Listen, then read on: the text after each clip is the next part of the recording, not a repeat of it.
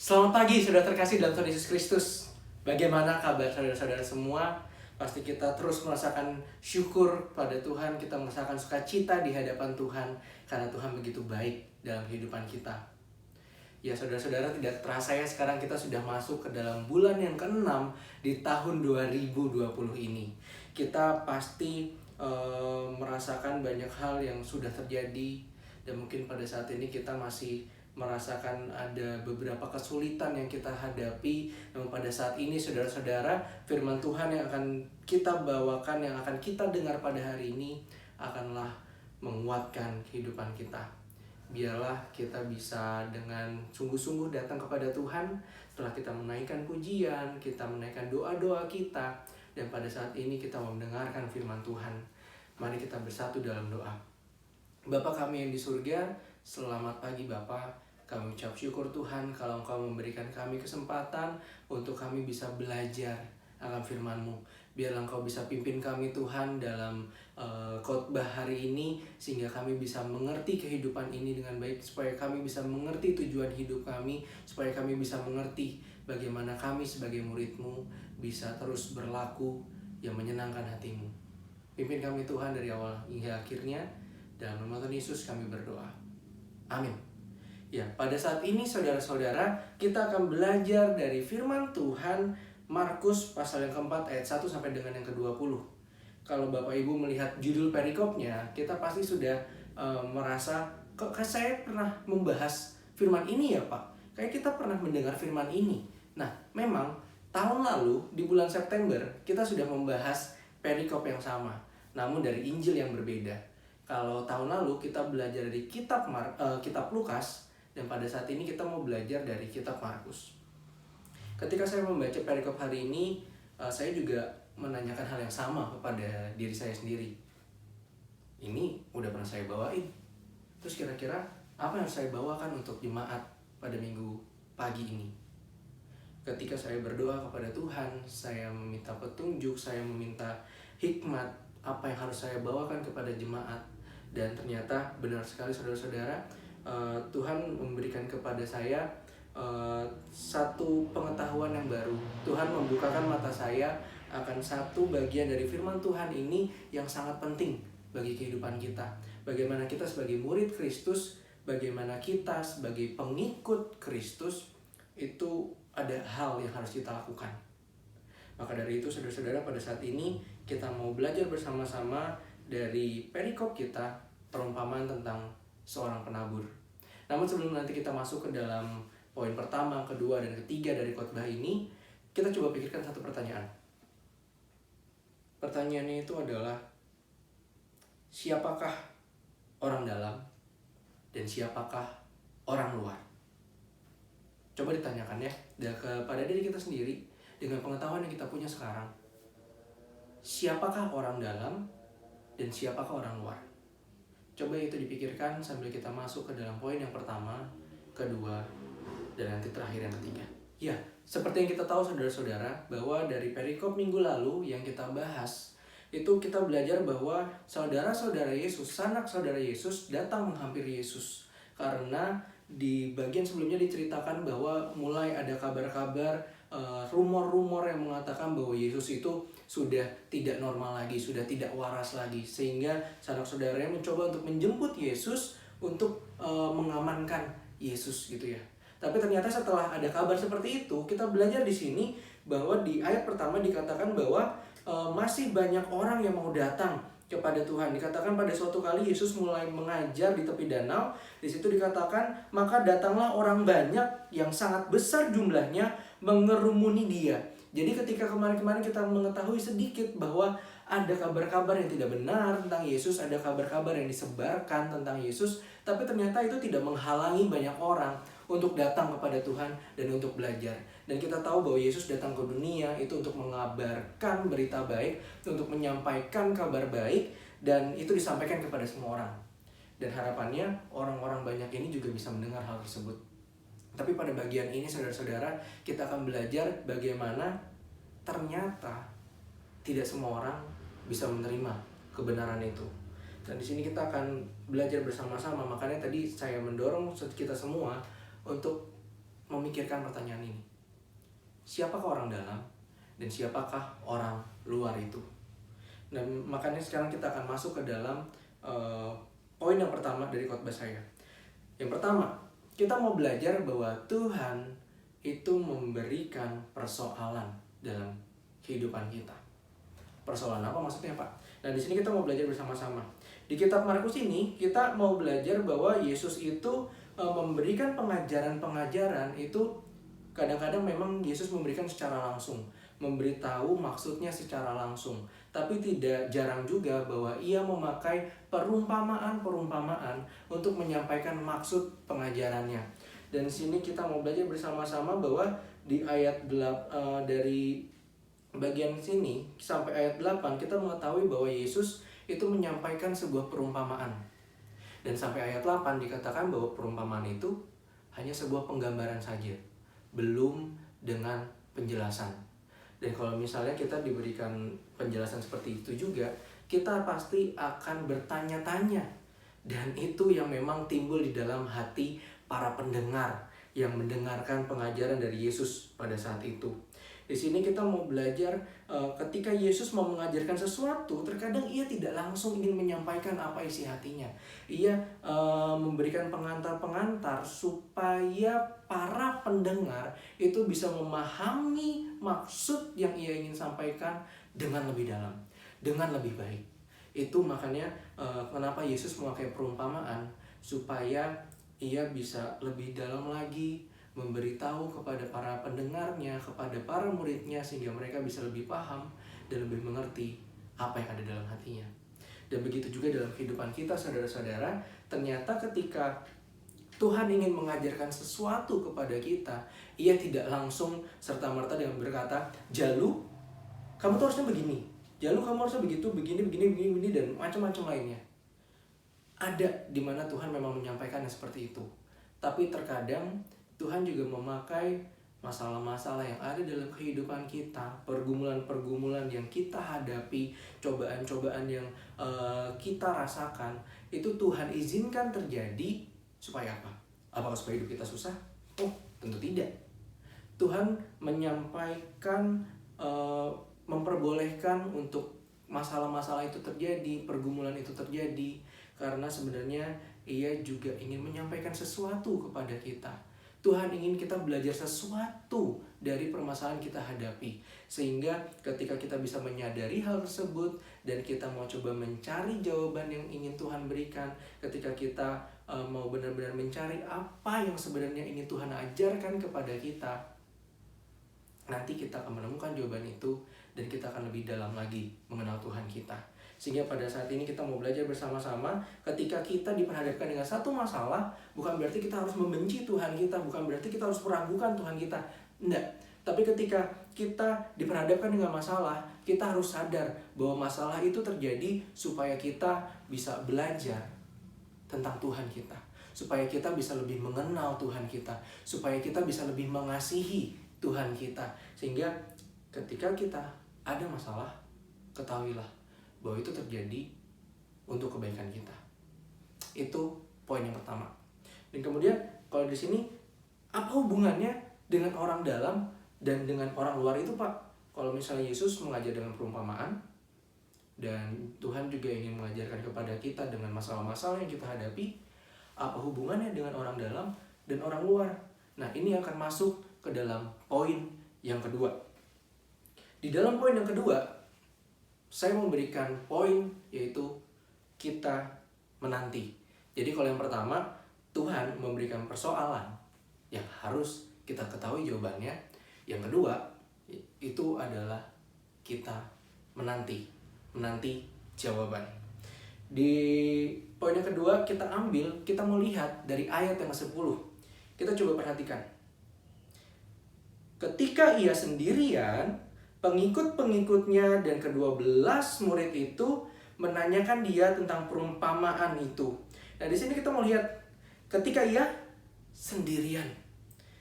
Pada ayat yang ke-10 menjadi sebuah transisi yang penting dari perikop ini. Ini yang saya dapat. Ketika di ayat pertama di situ dikatakan bahwa ada banyak orang ada orang-orang yang datang dengan jumlah yang sangat banyak untuk mendengar penjelasan dari Yesus, dan ternyata Yesus memberikan sebuah perumpamaan. Tapi ternyata di ayat yang 10 di sini dikatakan bahwa ketika ia sendirian. Ketika ia sendirian, pengikut-pengikutnya dan ke-12 murid itu menanyakan dia tentang perumpamaan itu. Yang artinya ketika banyak orang yang sedang mendengar Yesus, Yesus hanya memberitahukan tentang perumpamaan. Dan setelah itu nggak tahu deh mereka pada kemana. Mungkin pada pulang, mungkin karena mereka hanya mendengar tentang perumpamaan sehingga mereka nggak ngerti maksudnya apa, sehingga mereka menganggap itu cuma perumpamaan penggambaran biasa, nggak ada artinya apa-apa, sehingga mereka langsung pulang atau pergi begitu saja. Sehingga di sini tinggallah para pengikut Yesus dan para murid Yesus yang ke-12 itu. Dan pada saat ini karena mereka sangat kepikiran dengan perumpamaan itu, sehingga para pengikutnya Yesus ini memberanikan diri untuk bertanya kepada Yesus. Kita bisa lihat di sini ya. Jadi dari banyak orang yang datang tadi di ayat pertama, ternyata ada sebagian yang pulang dan ada yang masih menetap. Dan karena mereka ingin tahu kebenarannya, ketika Yesus memberikan persoalan, mereka ingin tahu jawabannya. Dan karena mereka tahu jawabannya itu ada pada Yesus, karena Yesuslah yang tahu jawabannya, sehingga mereka tidak pergi dari Yesus. Dan mereka tinggal bersama Yesus, dan mereka menanyakan kepada Yesus tentang perumpamaan itu. Dan di sini Yesus sendiri, dan di sini kita tahu bahwa dalam persoalan-persoalan kita, gitu ya, saudara-saudara, kita harus belajar. Kalau kita nggak tahu jawabannya, kalau kita nggak bisa nyelesain masalah kita, kalau dalam menghadapi pencobaan kita nggak tahu harus ngapain, kita harus datang kepada siapa? Datang kepada Yesus. Dan kemudian dikatakan di sini bahwa kita harus menanti-nantikan Yesus. Kita harus menanti-nantikan jawabannya. Di sini adalah kita bisa melihat sedikit di sini. Ada orang dalam dan orang luar. Ketika di sini katakan orang dalam itu adalah para pengikut Yesus, para murid Yesus yang dengan setia menunggu, menantikan Yesus untuk memberikan jawaban atas perumpamaannya. Ada orang yang mendengar perumpamaan itu, mendengar persoalan itu, dan mereka nggak tahu harus ngapain, sehingga mereka pergi. Mereka menjadi orang luar yang nggak mau ikut Yesus gitu ya. Tapi di sini ada para pengikut yang setia, yang mau datang kepada Yesus, yang mau bertanya kepada Yesus. Karena di sini kita tahu, saudara-saudara, ini aplikasi yang penting dalam kehidupan kita. Ketika kita ada masalah, datanglah pada Yesus. Karena Yesus sendiri mengatakan bahwa ialah jalan, ialah kebenaran, dan ialah hidup. Ketika kita nggak tahu kita harus jalan kemana, datang pada Yesus, dan Yesus akan menunjukkan jalan yang terbaik bagi kita. Ketika kita nggak tahu mana yang benar, mana yang salah, ketika nggak tahu apa yang harus kita lakukan, Ia akan memberikan apa yang benar untuk kita. Dan kemudian ketika kita mau datang pada Tuhan, kita akan mendapatkan hidup dari Tuhan kita. Sehingga ketika kita ada masalah, datang pada Tuhan. Jangan lari daripada Tuhan. Kita mau jadi orang dalamnya Tuhan. Kita mau jadi orang yang dekat dengan Tuhan. Kita mau menjadi orang yang sangat mengasihi Tuhan dan mau menanti-nantikan jawaban dari Tuhan. Jadi ketika kita ada masalah, jangan lari, jangan jadi orang luar, tapi teruslah datang pada Tuhan dan berharap jawaban daripadanya. Kemudian di sini kita mau belajar bersama-sama masuk ke dalam poin yang ketiga. Tadi kita melihat di poin yang pertama itu adalah bahwa kita mengetahui bahwa Tuhan itu memberikan persoalan dalam kehidupan kita. Dan yang kedua, kita mau menantikan terus jawaban Tuhan. Dan yang ketiga, ketika kita mau menanti-nantikan jawaban dari Tuhan, kita mau setia mencari jawaban daripada Tuhan, Tuhan yang akan memberikan jawaban kepada kita.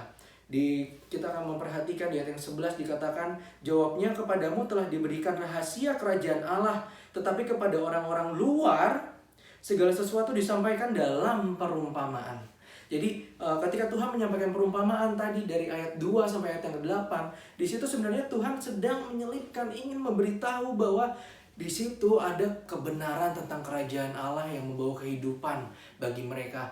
Namun di sini kita melihat ternyata buat orang-orang yang nggak menanti-nantikan itu, untuk orang-orang yang tidak bisa memahami maksud Tuhan, ketika mereka mendengar, mereka langsung pergi begitu saja. Mereka tidak bisa melihat kebenaran di balik perumpamaan itu. Tapi buat mereka yang menanti-nantikan, mereka yang ingin tahu apa yang ingin Tuhan katakan kepada mereka, mereka menemukan jawabannya.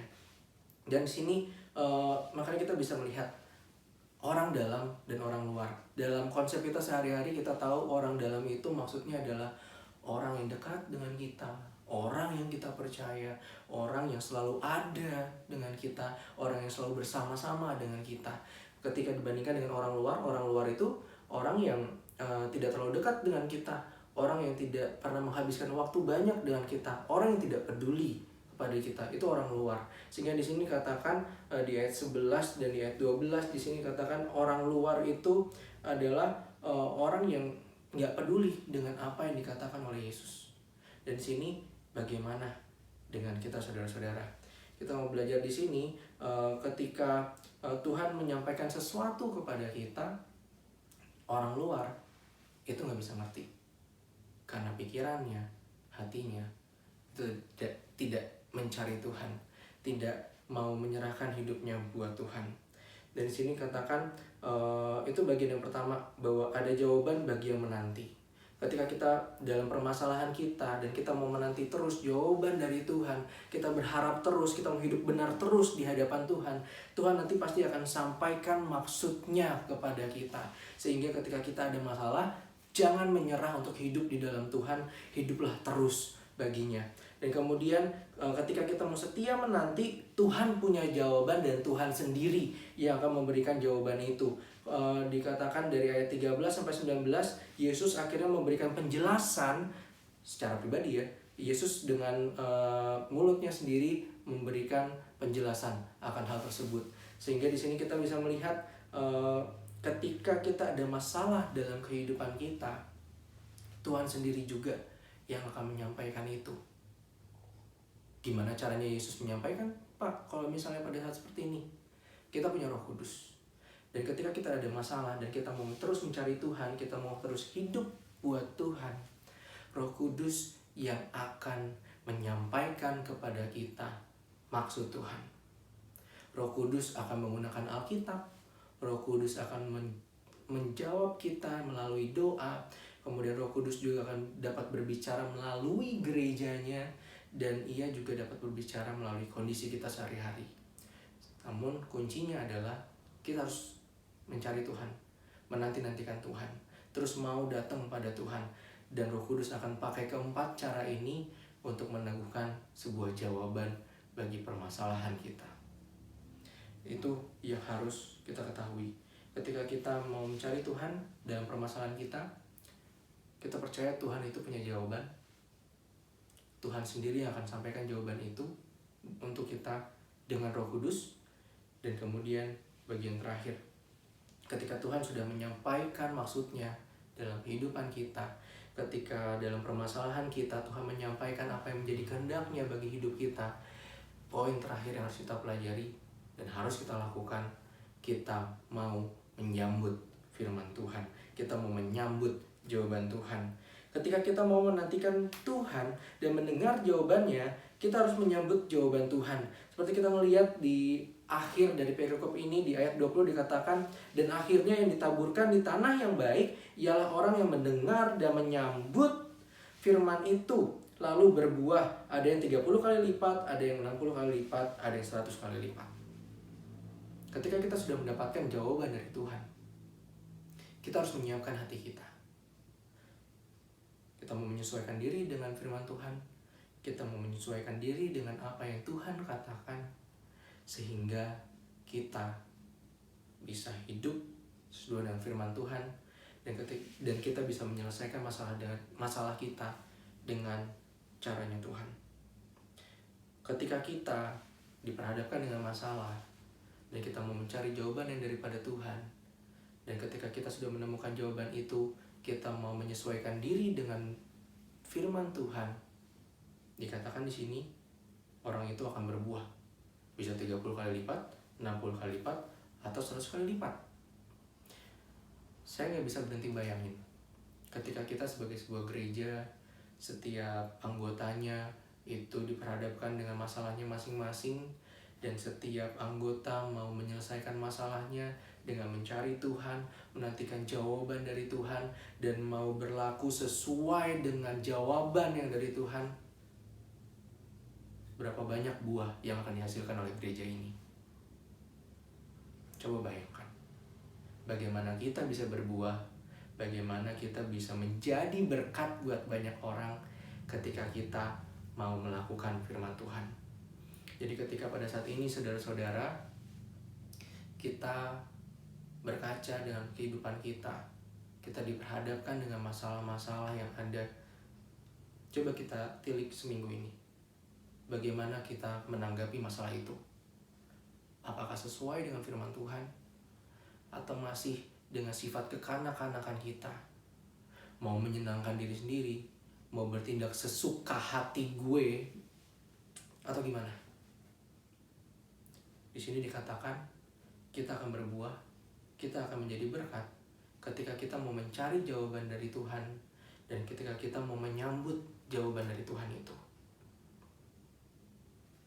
Di masa COVID seperti ini, itu yang harus kita lakukan. Bukan kita malah bertindak egois, memikirkan diri sendiri. Tidak, bukan yang seperti itu. Yang Tuhan inginkan adalah kita mau datang pada Tuhan, kita mau mencari Tuhan, kita mau menyambut firman Tuhan. Pada pelajaran sekolah minggu pada hari ini, nanti coba dibahas bersama-sama bagaimana kita mau merespon firman Tuhan, bagaimana kita mau menyelesaikan masalah kita. Masihkah kita menyelesaikan masalah dengan cara kita sendiri, atau kita mau seperti firman pada pagi hari ini, kita mau melakukan apa yang Tuhan inginkan, kita mau melakukan apa yang disampaikan oleh Tuhan, dan dengan demikian kita akan berbuah sangat lebat. Sebagai kesimpulan, saudara-saudara, dalam kehidupan kita Tuhan memberikan persoalan-persoalan. Persoalan tersebut dirancang supaya kita terus mengikuti Tuhan, supaya kita terus menantikan jawaban dari Tuhan, dan supaya kita menjadi orang dalamnya Tuhan, orang yang dekat sama Tuhan. Ketika kita setia, Tuhan akan menjawab doa kita. Tuhan akan menjawab persoalan yang kita hadapi. Dan gak berhenti sampai situ. Ketika kita mau menerima jawaban dari Tuhan, ketika kita mau menyambut, ketika kita mau melakukan firman Tuhan, kita akan berbuah dan menjadi berkat. Apakah Anda mau menjadi berkat buat banyak orang, menjadi pancaran kasih-Nya Tuhan, dan menolong orang untuk bisa menerima Kristus? Itu tugas kita. Mari kita lakukan. Mari kita berdoa. Bapa kami di surga, saat ini Tuhan kami ucap syukur kalau kami boleh mendengar firman-Mu. Biarlah Tuhan kami bisa mengerti akan firman-Mu, untuk kami menjadi orang dalamnya Tuhan, orang yang selalu dekat sama Tuhan, orang yang selalu ingin mendengar suara Tuhan, orang yang selalu ingin melakukan perintah Tuhan. Pimpin kami Tuhan supaya kami terus setia, supaya kami terus dekat padamu, dan kami terus menyenangkan hati-Mu. Pimpin kami Tuhan dalam kegiatan kami selanjutnya, ketika kami akan menutup kebaktian ini dan kami akan masuk dalam sekolah minggu. Kiranya Kau terus pimpin kami supaya kami semakin sesuai dengan firman-Mu dan semakin menyenangkan hati-Mu Tuhan. Dalam nama Tuhan Yesus kami berdoa. Amin. Selamat pagi semuanya. Tuhan Yesus memberkati.